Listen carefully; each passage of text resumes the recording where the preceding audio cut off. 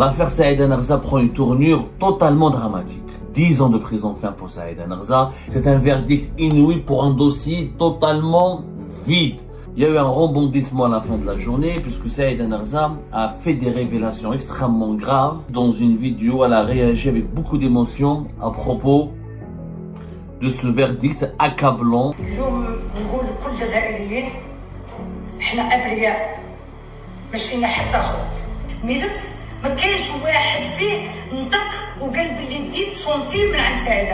Saïda Narza apporte des accusations très graves. D'abord, elle dénonce le verdict injuste et cruel dont elle fait l'objet, elle et ses enfants. L'aspect le plus grave de ce qu'elle a dit dans sa vidéo, c'est qu'elle accuse ouvertement Saïda Narza, un officier qui est le colonel Tariq. Elle a parlé du colonel Tariq et d'un commanditaire qui aurait demandé au colonel Tariq de faire ce qu'il a fait contre elle. Celui qui donnait les instructions est à la présidence de la République. Ce sont les conseillers de Tebboune. Les conseillers de Tebboune qui sont à l'origine de l'affaire Saïda Narza. Il y a 3 personnes qui sont à l'origine de cette affaire Saïda Narza. Kamel Sidi Saïd, Amirouche Hamadash ou Bou'alam Bou'alam. L'affaire Saïda Narza prend une tournure totalement dramatique. Je dis bien une tournure totalement dramatique. Le verdict de ce 26 mai 2025 condamnant Saïda Narza et 2 autres anciens candidats à la candidature aux élections présidentielles anticipées du 16 septembre 2024 a tout simplement provoqué une onde de choc en Algérie. 10 ans de prison ferme pour Saïda Narza, 10 ans de prison ferme pour Belkacem Sahli et 10 ans de prison ferme pour Abdelhakim Hamadi. C'est tout simplement inouï. C'est un verdict inouï pour un dossier totalement vide. Je dis bien totalement vide. Nous avons commenté le verdict, nous vous avons raconté l'histoire secrète tout à l'heure de l'amitié qui est nouée, qui est liée Saïda Narza Abdelmajid Tebboune. Il y a eu un rebondissement à la fin de la journée puisque Saïda Narza a fait des révélations extrêmement graves et explosives. Dans une vidéo, elle a réagi avec beaucoup d'émotion à propos de ce verdict accablant, pour ne pas dire cruel, qui la condamne à 10 ans de prison ferme et qui maintient ses propres enfants en prison. Son fils Bachir est en prison, son fils adoptif Adlan en prison, son fils Mouloud qui était sous contrôle judiciaire mais qui a été condamné à la prison, à 5 ans de prison ferme, et son 4e fils, Amokran, qui est à l'étranger, qui vit à l'étranger depuis 2023 et qui fait l'objet d'un mandat d'arrêt international et condamné lui-même à la prison. Saïda Narza a fait cette vidéo.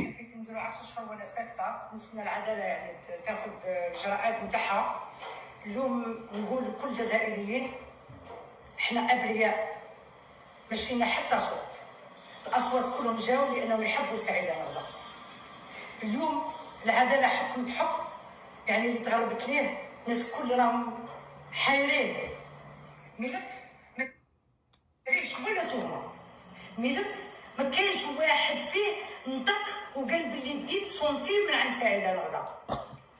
أولا الناس هادو مظلومين الناس هادو ما عندهمش حتى باش. La vidéo est assez longue, pratiquement 14 minutes. Elle a été publiée sur la page Facebook de Saïda Narza. Vous pouvez Saïda Narza. Elle a été publiée sur sa page Facebook. Vous pouvez aller la voir ou la revoir, si vous l'avez déjà vue certainement. Elle fait l'objet d'un énorme buzz en ce moment en Algérie. Parce que Saïda Narza apporte des accusations très graves. D'abord, elle dénonce le verdict injuste et cruel dont elle fait l'objet, elle et ses enfants. Et elle dit encore une fois, elle proclame son innocence. Elle proclame l'innocence de tous les élus qui ont accepté de lui offrir un parrainage. Elle parle de 900 et quelques, 928, elle donne un chiffre. Elle l'a cité, presque 1000 élus ont accepté de parrainer sa candidature aux élections présidentielles anticipées. Et elle dit, voilà, c'était son droit, la constitution, le droit algérien, la loi dans son propre pays lui permettait de se présenter aux élections présidentielles et qu'elle avait voulu juste qu'il y a beaucoup de personnes qui l'ont soutenue, notamment dans les wilayas de l'intérieur du pays. Elle explique encore que la majorité des personnes qui ont été emprisonnées dans le cadre de ce scandale de supposée corruption politique sont des personnes très pauvres, issues de 4 wilayas ou 5, les wilayas les plus pauvres du pays, et qui ont subi des pressions, du chantage, voire de la torture et des violences pour la forcer pour des témoignages contre elle, et qu'au cours du procès, les audiences ont démontré, les avocats ont démontré, les témoignages, les principaux accusés, les témoins, les personnes qui ont été ou emprisonnées ou placées sous contrôle judiciaire ont tous refusé de témoigner ou de dire un faux témoignage ou d'apporter la moindre accusation infondée contre Saïd Narza. Personne n'a touché un pot de vin ni un centime, n'a pris ou n'a touché, n'a bénéficié d'une contrepartie financière pour soutenir directement la candidature de Saïd Narza aux élections présidentielles anticipées de septembre 2024. Mais l'aspect le plus grave de ce qu'elle a dit dans sa vidéo, c'est qu'elle accuse ouvertement Saïd Narza, un officier de la DGSI, de la Direction Générale de la Sécurité Intérieure, le service secret français, qui est le colonel Tarek. Le colonel Tarek, elle accuse cet officier d'être à l'origine de sa cabale judiciaire, à l'origine de l'emprisonnement de ses enfants, à l'origine de l'emprisonnement d'un nombre important d'innocents, qui sont des élus ou des militants qui ont fait ou participé à sa campagne électorale, et à l'origine du gel d'un nombre de ses activités économiques et d'un sabotage caractérisé qui cible ses entreprises et sa propre famille et les membres de sa famille. Le colonel Tarek, c'est qui? Je pense que des explications, parce que Saïd Narza, elle a parlé sous l'émotion, elle a laissé ses larmes elle a fait couler beaucoup de larmes. Elle a pleuré, elle a même pleuré à la fin de la vidéo, elle a supplié, à la fin, elle adresse pratiquement un message où elle supplie à Al-Majid Tebboune d'intervenir et de ausculter ce dossier où il n'y a aucune preuve, et elle lui demande d'intervenir pour lever et pour mettre fin à une injustice cruelle dont elle fait l'objet, dont elle est la victime.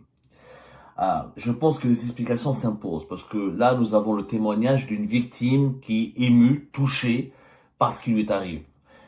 Saïd Narza, c'est une mère. C'est pas évident de quitter le tribunal et de laisser derrière soi 3 enfants en prison. Et c'est pas évident d'accepter un verdict de 10 ans de prison ferme dans une affaire où tu es censé être blanchi et innocenté parce qu'il n'y a absolument rien d'illégal qui a été commis.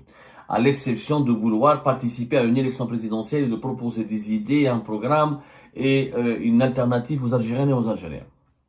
On m'a raconté de témoins oculaires que lorsque le verdict a été prononcé, Saïd Narza a tellement été choquée, elle a tellement été bouleversée qu'elle a éclaté de colère. Il y a eu un torrent d'émotions qui s'est emparé de Saïd Narza, qui a insulté les juges, qui a insulté les cellules de sécurité, elle a insulté les agents du DRS, les agents de la DGSI, les membres des services secrets qui étaient dans la salle.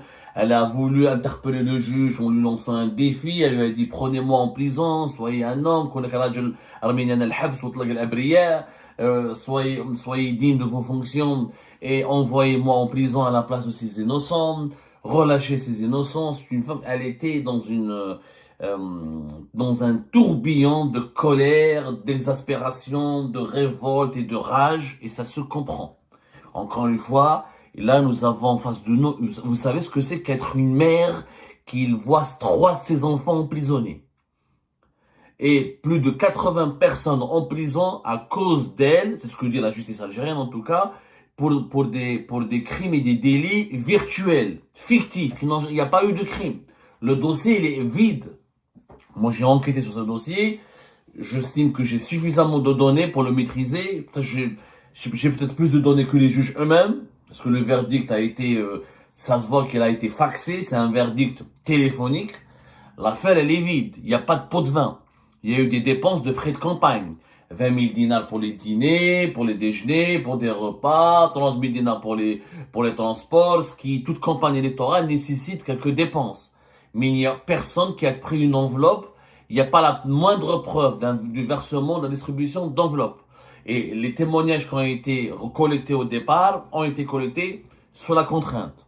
Torture, violence, intimidation et menaces. Une vingtaine, 22 prévenus ont avoué avoir fait des aveux sous la contrainte de la violence. Il n'y a pas eu d'enquête ni de contre-enquête. Donc, c'est une affaire extrêmement sensible, où l'émotion, elle est inévitable. Surtout quand il s'agit d'une femme et d'une mère qui laisse derrière elle, encore une fois, 3 enfants emprisonnés. Saïd Narza a raconté que tout est de la faute du colonel Tariq. Qui est le colonel Tariq? Enfin, elle l'a pas dit comme ça. Elle a parlé du colonel Tariq et d'un commanditaire qui aurait demandé au colonel Tariq de faire ce qu'il a fait contre elle. À savoir, monter une cabale judiciaire, monter un dossier préfabriqué, monter un dossier accablant mais complètement faux, faire pression sur les juges pour emprisonner, placer sous mandat de dépôt les enfants de Saïd Narza et des prévenus, et faire pression sur les autorités pour bloquer les activités économiques des entreprises de Saïd Narza et de sa famille. Le colonel Tariq, c'est qui? Le colonel Tariq, c'est le patron de la caserne Antar quand Nasser Djen avait été nommé à la tête de la DGSI en 2024. Nasser Djen, début juin 2024, il devient le patron de la Direction générale de la sécurité intérieure, le service de renseignement intérieur algérien, le service secret le plus puissant du pays, l'agence de renseignement la plus puissante, la plus influente et la mieux armée, la plus équipée de l'Algérie. Avant Nasser Djen de 2021 à 2024, de novembre 2021 à juin 2024, il était le patron de la caserne Antar. Il a eu une promotion, il quitte Antar pour devenir le patron de la DGSI. À Antar, celui qui le remplace, c'est un jeune officier qui s'appelle Tariq, qui a été promu colonel. C'est quelqu'un, il est d'origine kabyle, c'est l'un des collaborateurs les plus proches de Nasser Djen et il l'a remplacé à Antar. Donc, l'Antar, c'est le CPO, c'est le principal centre opérationnel de la DGSI, c'est le cœur battant des services secrets algériens. Si vous voulez, à la direction générale, il y a aussi Antar, je vous ai déjà expliqué ça lors de la nomination du général Hassan. Antar, c'est la caserne qui abrite les brigades les plus importantes de la DGSI et les services les plus importants de la DGSI pour mener les enquêtes sur les questions les plus sensibles. Donc c'est le colonel Antar ce colonel Antar dont parle Saïd Narza, c'est celui qui dirige la caserne Antar. Pardonnez-moi ce seconde. L'actualité algérienne va nous rendre malade. Ce colonel Tariq dont elle parle, Saïd Narza, c'est le patron de la caserne Antar de Ben Akb. Elle l'a pas cité, elle l'a pas bien expliqué dans sa vidéo, parce qu'elle était encore une fois sous l'émotion et totalement malade. Elle est très malade, Saïd Narza, elle a été opérée, comme elle le dit elle-même récemment, et sa santé est chancelante, et elle vit des jours extrêmement difficiles, donc elle n'était pas très rationnelle dans la description des faits. Donc hier, elle accuse le colonel Antar. C'est la première fois que Saïd Narza parle et s'exprime. Ça fait une année que ça t'a fait 10 mois, puisque l'affaire a commencé début du mois d'août 2024, avec des elle était placée sous contrôle judiciaire et des placements sous mandat de dépôt de deux de ses enfants. Ensuite un troisième elle a été libérée sous contrôle judiciaire et un certain nombre d'élus et de vice-présidents, de cadres dirigeants de la CGA, l'organisation patronale qui était dirigée par Saïd Narza et qui ont contribué activement à sa campagne électorale, aux préparatifs de ce qui devait être une campagne électorale, puisque Saïd Narza était candidate à la candidature. L'autorité nationale indépendante des élections ont écarté son dossier alors qu'il était complet, elle avait tous les parrainages et il était conforme à toutes les exigences. Colonel Tariq est gravement mis en cause. Il faut savoir que le colonel Tariq, il a été remplacé normalement depuis hier. Le général Hassan, quand il a pris la tête de la DGSI, il a ramené ses propres collaborateurs, ce qui est normal, ce qui est tout à fait, à chaque fois qu'il y a un nouveau patron qui prend un service important, un service de sécurité important, il va remonter la configuration des managers de ce service de sécurité, il ramène des nouveaux officiers, il va nommer des nouveaux directeurs pour se créer, former sa propre équipe sur laquelle il va s'appuyer pour déployer sa stratégie et obtenir les résultats qu'il recherche pour atteindre les objectifs qui lui ont été assignés. Donc, celui qui va diriger Antar n'est plus le colonel Tariq. Depuis 48 heures pratiquement, le colonel Tariq est partant, c'est lui qui l'a remplacé, qui est en train de le remplacer, parce que le processus est toujours en mise en place. Hassan a été nommé le samedi, 24 mai dernier. Donc, nous sommes aujourd'hui le 26. Entre aujourd'hui et demain, il y a un nouveau patron de la caserne Antar qui s'appelle Salim Belazou, qui est lui-même un colonel et qui est beaucoup plus âgé que Tariq. Il a pratiquement 60 ans et c'est un ancien haut gradé du DRS de l'époque de Toufiq. C'était le responsable de l'unité de police judiciaire, on va dire, l'unité police judiciaire de DRS à l'époque du général Toufiq.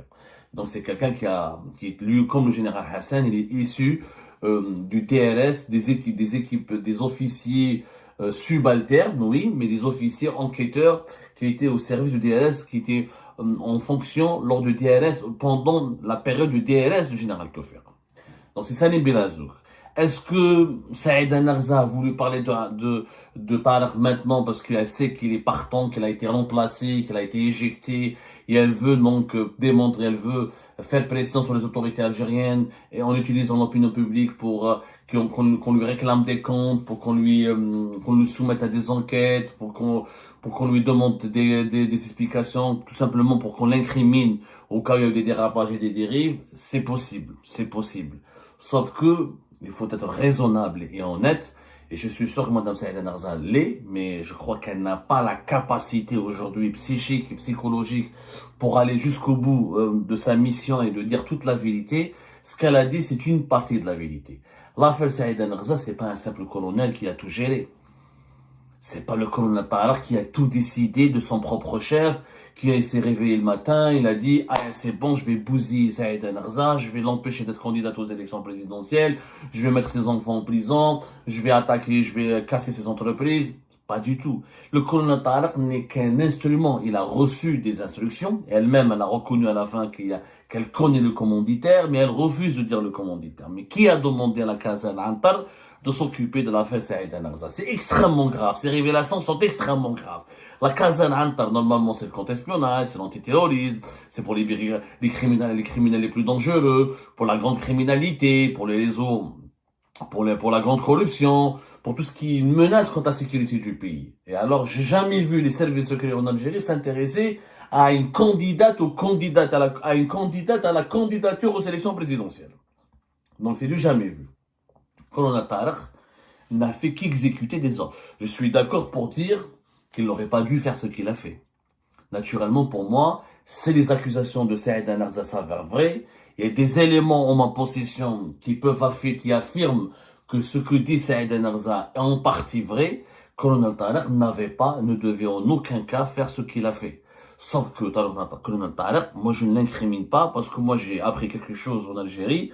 Si on veut faire le changement, si on veut accélérer les changements et apporter des changements et imposer des changements dans notre pays, il ne faut pas s'attaquer au pion, il faut viser le roi. Parce que le pion ne fait qu'appliquer des instructions. Dans cette affaire, Saïda Narza, Colonel Tariq n'est qu'un pion. Celui qui donne les instructions est à la présidence de la République. Ce sont les conseillers de Tebboune.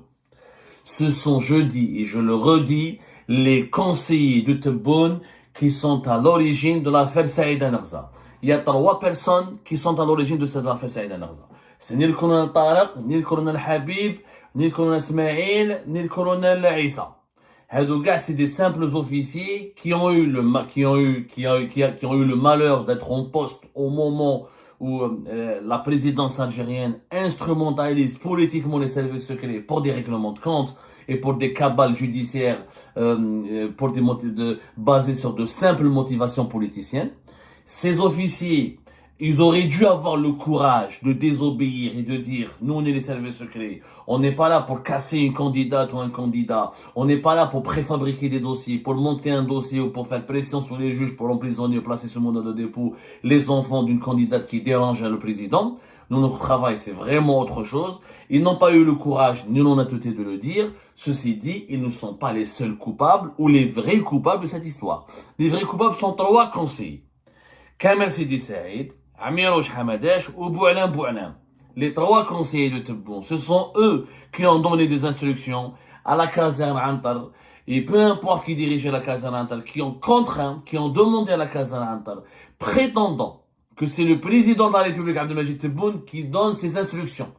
Parce que quand les conseillers de Tebboune appellent les services secrets, ils disent quoi? Ils disent le président vous demande.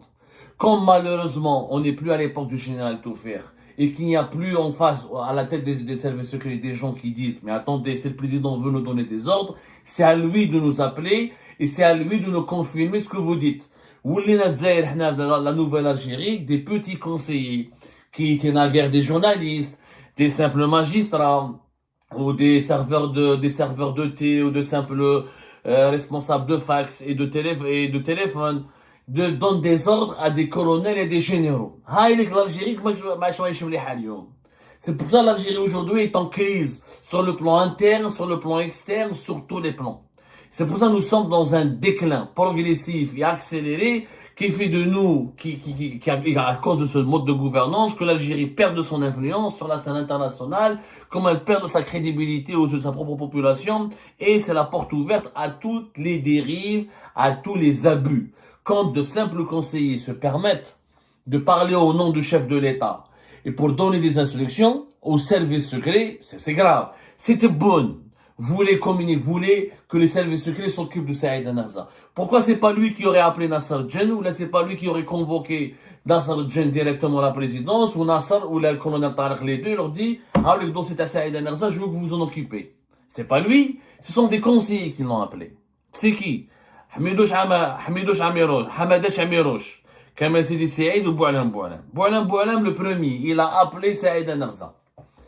Il a appelé Saïd Narza au mois d'août 2024, avant le début des élections, au moment du processus, au mois de juillet plutôt, à la fin du mois de juillet, au début du mois d'août, en plein processus de préparatifs et de recueil des dossiers, des candidatures aux élections présidentielles anticipées du 7 septembre 2024. Boualam lui dit textuellement, on te demande, Madame Saïd Narza, de soutenir Abdelmajid Tebboune, de soutenir le deuxième mandat. C'est-à-dire que là, arrête de faire croire que tu veux nous défier ou que tu veux te présenter contre Abdelmajid Tebboune. Ne te présente pas contre nous, viens de notre côté, rejoins le clan présidentiel et fais la promotion du deuxième mandat. Saïd Narza dit que non. Moi, je soutiens pas le deuxième mandat, je ne suis pas convaincu. Je veux être moi-même candidate et je veux proposer moi-même des solutions à mon pays. Mais, Boualam, après note, il a raccroché, ou peut-être la machine. À ce moment-là, peut-être la machine judiciaire et sécuritaire, quand Saïd Narza. Ce n'est pas le colonel Tariq qui a appelé Saïd Narza ou les gars où tu soutiens le deuxième mandat. Faut être vrai, il faut être sincère.